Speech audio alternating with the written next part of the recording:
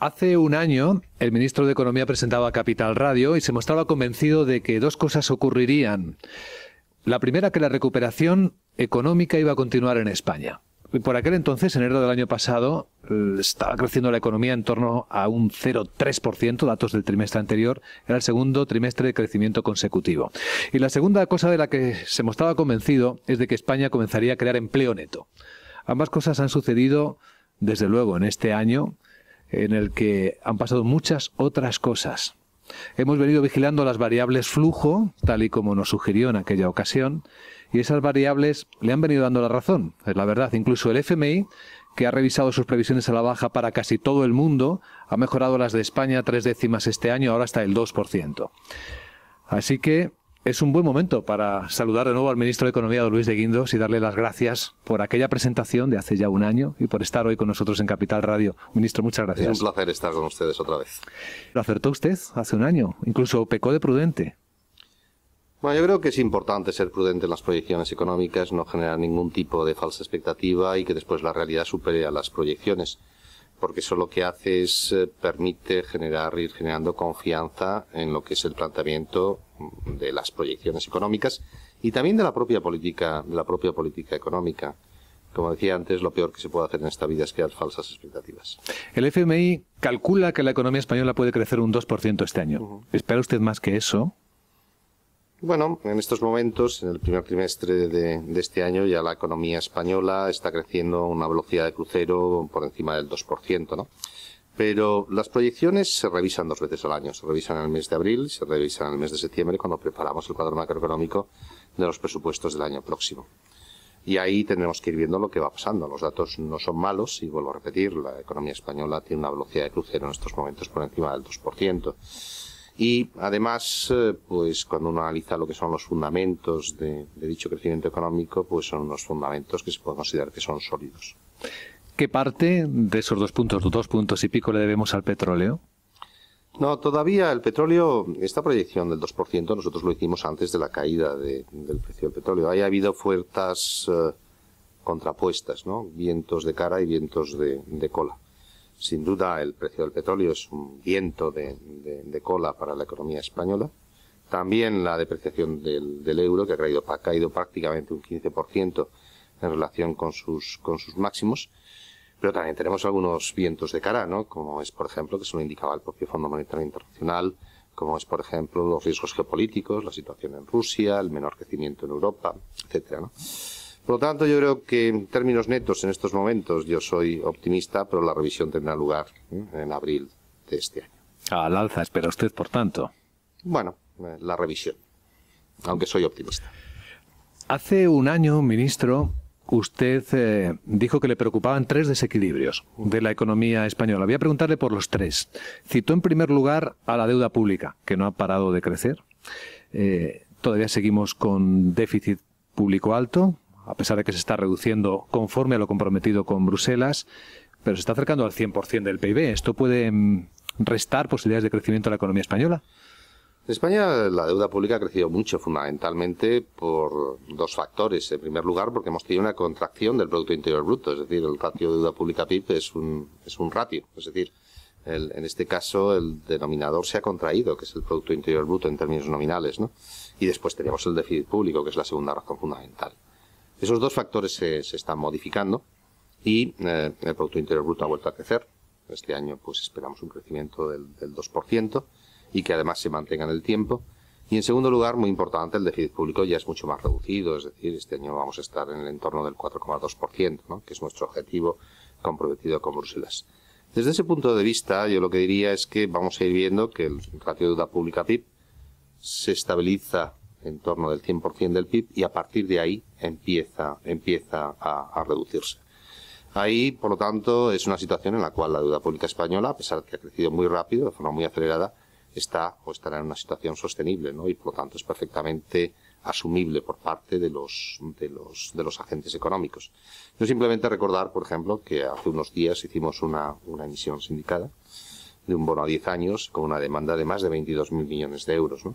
Lo cual pone de manifiesto que los inversores institucionales están valorando que, a pesar de que el ratio ha crecido mucho, sin embargo el mismo se va a estabilizar y que a partir de dentro de 2 años empezará a caer. Es una de las cosas importantes que ha cambiado en España, de necesidad de financiación a capacidad de financiación muy solvente, aunque ahí conectando con la relación con el exterior, con la balanza comercial, tenemos una demanda exterior que todavía drena crecimiento a España, algo que dicen algunos expertos que España no puede permitirse si queremos que nuestro modelo de crecimiento sea más solvente.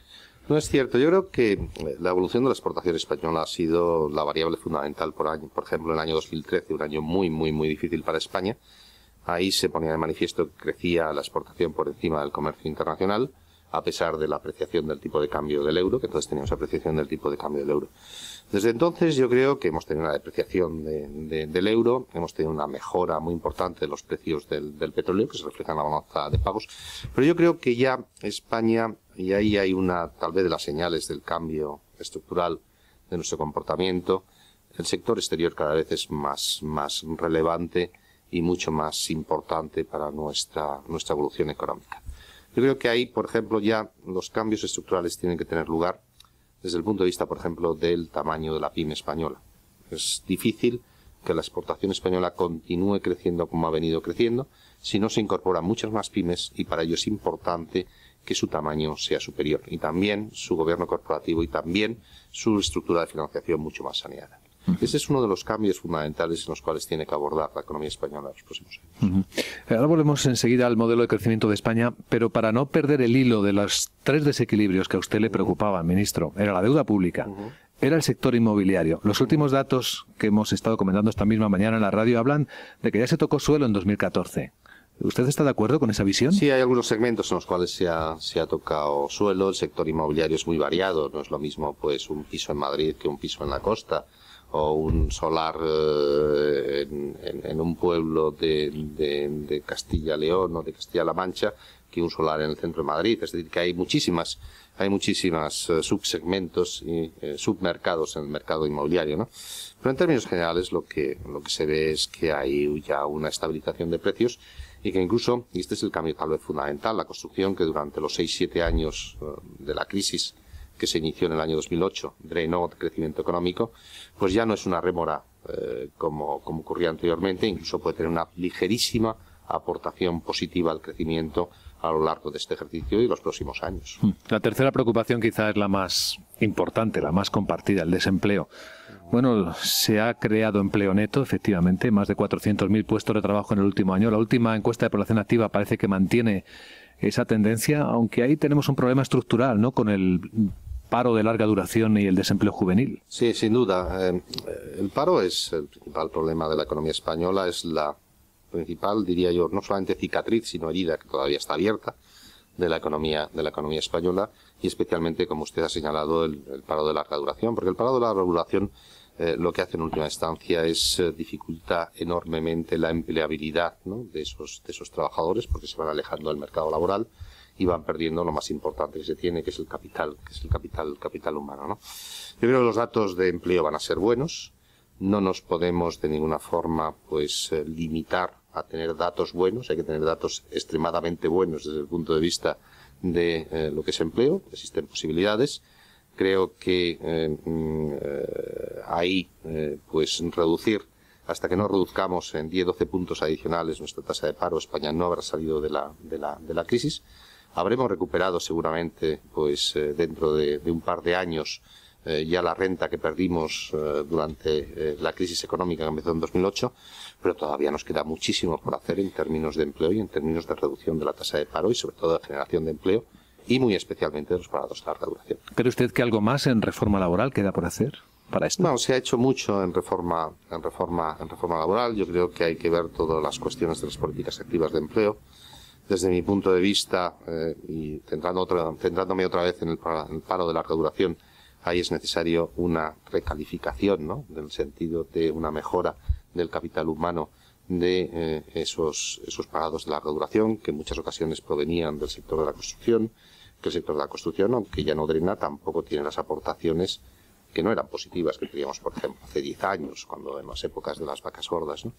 Y ahí la política activa tiene que estar mucho mejor definida para que efectivamente esos trabajadores puedan ser empleables en sectores diferentes del sector de la construcción, lo cual no siempre es sencillo, ¿eh? Desde luego, esto me facilita, señor ministro, llevarle a un terreno que es el de la economía emocional y en el que seguro usted es consciente de que existe ahora mismo una sensación en la sociedad española de falta de expectativas de crecimiento, si no hay posibilidad de subidas salariales en un corto o medio plazo. ¿Cómo puede una persona, y luego hablamos de una empresa, visualizar que su futuro puede ser mejor, que está a su alcance un futuro mejor? Hombre, yo creo que el futuro mejor empieza siempre, lógicamente, cuando de algún modo va mejorando la confianza de las personas, de los trabajadores, de los ciudadanos en general, ¿no? Yo creo que el reto en España, sin duda, es generar empleo. Y esa tiene que ser la prioridad número uno. La evolución salarial va a estar marcada por varias variables. En primer lugar, por la inflación. Todo este año prácticamente, si se estabilizan los precios del petróleo y el tipo de cambio a los niveles actuales, la inflación va a ser negativa. Y la inflación puede estar en media este año en un menos 1%, que es una cifra realmente que supone que con las rentas nominales van a ganar mucha capacidad adquisitiva, ¿no? Por otro lado, tenemos la reforma fiscal. Y esta reforma fiscal, pues prácticamente estamos a día 29 y pues los españoles empleados y que tienen trabajo, los asalariados, van a ver cómo efectivamente se mejora, ¿no? Vía retenciones la nómina que reciben líquida mes a mes, ¿no? Y ya en este primer mes, el mes de enero. Y por otro lado, también lo que diría es que empieza a haber compañías que tienen ganancias de productividad y ahí, lógicamente, se pueden producir mejoras salariales porque esas ganancias de productividad se tienen que distribuir, se pueden distribuir entre salarios y se pueden también distribuir con beneficios, ¿no? Como siempre ha ocurrido. Pero nunca podemos perder de referencia que el objetivo número uno es continuar creando empleo y que los entornos de inflación y los entornos de renta disponible después de impuestos van a mejorar notablemente este año. No estará usted defendiendo la deflación, ¿verdad? No he querido entenderle eso. No, es decir, porque vamos a ver, el tener un IPC negativo, como consecuencia de la evolución del precio del petróleo a la baja, es lo lógico. Si no lo tuviéramos, habría algo que lo estaríamos haciendo mal. Es decir, la caída del precio del petróleo se tiene que reflejar en varios indicadores económicos. El primero es la balanza de pagos, ya ha empezado a reflejarse. Nuestra balanza energética a mejorar, nos vamos a ahorrar entre 10.000 y 15.000 millones de euros, dependiendo de cómo evolucione en los próximos meses el precio del petróleo y el tipo de cambio. Por otro lado, también se tiene que reflejar en el IPC. Si no se reflejara en el IPC, pues entonces tendríamos un problema. Es decir, la energía tiene que caer de precio para el consumidor, y eso es el IPC. El IPC es una cesta de bienes de consumo que el INE va midiendo su evolución mes a mes. Por lo tanto, se tiene que reducir. Si no fuera así, tendríamos un problema. Por lo tanto, es caída de precios de la buena, porque se traslada a los bolsillos de los consumidores. Sin embargo, fíjese, ministro, que hay un debate intelectual muy apasionante sobre qué está causando realmente la deflación en el mundo. Incluso más allá de la bajada de los precios del petróleo. Publicaba César Molinas hace unos días en El País una columna diciendo que la razón es demográfica y que por eso no está funcionando la política expansiva de bajadas de tipo de interés agresiva que practican los bancos centrales para detenerla. Sí, la demografía puede tener un impacto, por ejemplo, en el caso de Europa, ¿no? Que es muy evidente, o en el caso, por ejemplo, de Japón, ¿no? Es decir, donde ha habido un envejecimiento de la población y los hábitos de consumo no son exactamente los mismos que cuando tienes una población más joven o con una pirámide de población más joven, por ejemplo, la que teníamos hace 30, 40 años en Europa, ¿no? Pero yo creo que en última instancia hay otros países donde no tenemos una situación de deflación en absoluto, es decir, hay otros países, por ejemplo, en los cuales pues la inflación continúa en terreno positivo, ¿no? Y, por ejemplo, en el caso de Estados Unidos, con crecimientos en torno del 3,5%, con una inflación que está en torno del 1,5%, pues bueno, es una situación muy diferente, ¿no? Yo, por lo tanto, no creo que sea tanto un componente estructural. Yo no creo que estemos hablando de una deflación estructural incorporada en lo que sería pues una evolución demográfica que además deja sentir sus efectos con muchísima lentitud, ¿no? Yo creo que fundamentalmente lo que tenemos son 7 años, en el caso de Europa, de crisis económica, en los cuales la demanda ha estado muy deprimida por falta de confianza, a pesar de una política monetaria expansiva, de una política fiscal que se ha hecho más neutra en los últimos años, y eso tiene que ver fundamentalmente con la caída de una variable, que es la caída de la inversión. La inversión ha sido lo que más ha caído en Europa y es lo que nos está llevando a que efectivamente la recuperación económica pues sea muy lenta y sea muy frágil. En España, con un IPC negativo de 1 punto, estaría mejor que con un poquito de inflación. Lo conecto con lo que el Eurogrupo insiste en pedirle al Banco Central Europeo que sea fiel a su mandato, que lleve la inflación cerca del 2%. Yo creo que las decisiones del Banco Central Europeo ponen de manifiesto que es fiel a su mandato, que está preocupado porque la inflación no solamente no está por debajo del 2%, que está muy por debajo del 2%, pero que no está próxima al 2%, ese es el mandato, por debajo pero próxima al 2%. Yo creo que las decisiones recientes del Banco Central Europeo de algún modo apuntan a que además se ha hecho un análisis de las expectativas de inflación y que las expectativas de inflación están muy reducidas y por lo tanto ha actuado como ha actuado, ¿no? Y yo siempre defiendo las actuaciones del Banco Central Europeo dentro de su independencia, estoy convencido que está cumpliendo con su mandato y que estas medidas van a ir teniendo un efecto a la hora de lo que va a ser la evolución futura de la inflación, ¿no? Pero yo me gustaría repetirlo, es decir, la caída del precio del petróleo es sin duda un factor muy positivo para una economía como la española. Y eso se tiene que reflejar en diferentes variables macroeconómicas, balanza de pagos, IPC, por eso yo si es por caída del precio del petróleo prefiero tener un IPC del -2 a tener un IPC del -1. Y además cuando uno ve lo que son los componentes estables de lo que se llama la inflación subyacente, pues ahí lo que vemos que la inflación subyacente está en torno a cero, ¿no? Por lo tanto, yo creo que eso es algo bueno y que en última instancia refleja la mejora de la capacidad adquisitiva y de la renta real disponible de las familias españolas. Le voy a pedir por último, señor de Guindos, que nos ayude a identificar los riesgos que usted ve en el escenario, los riesgos más importantes. ¿Y en qué orden los situaría? Hombre, yo creo que existen varios tipos de riesgos, ¿no?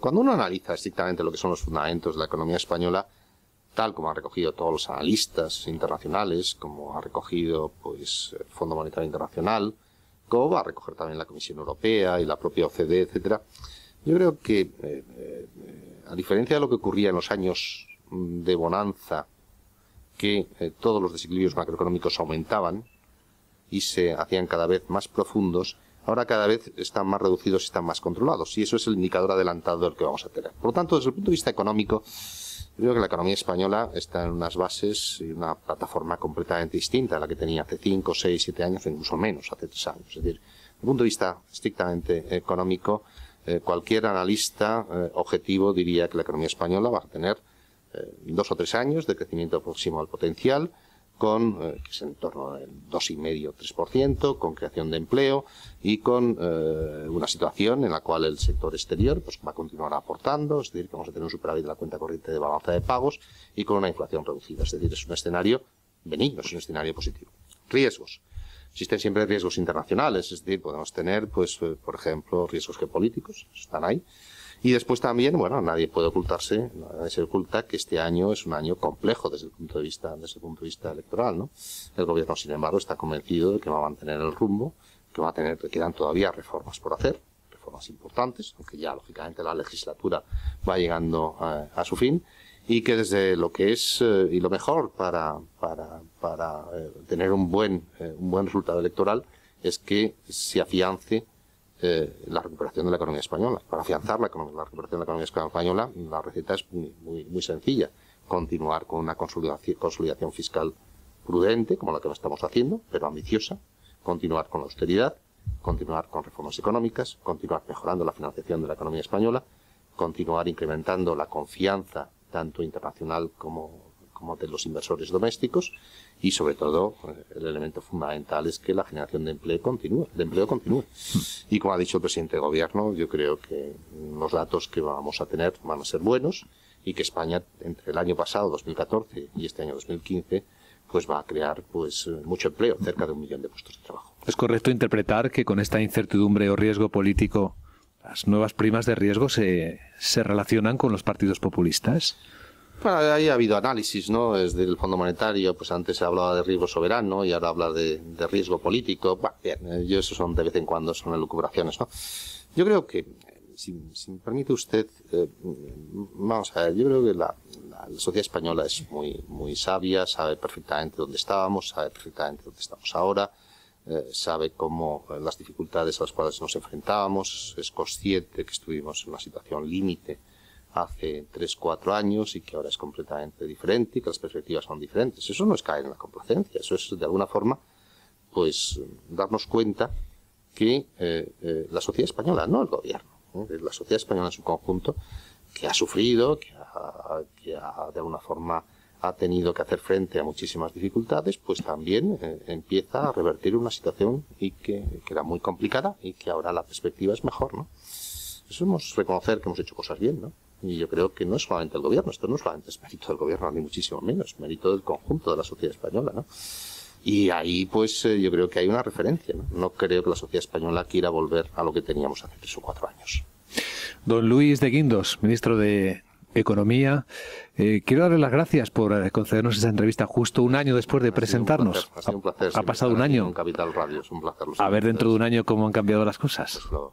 Pues por supuesto que si puedo, estaré encantado de estar con ustedes. Muchas gracias, ministro.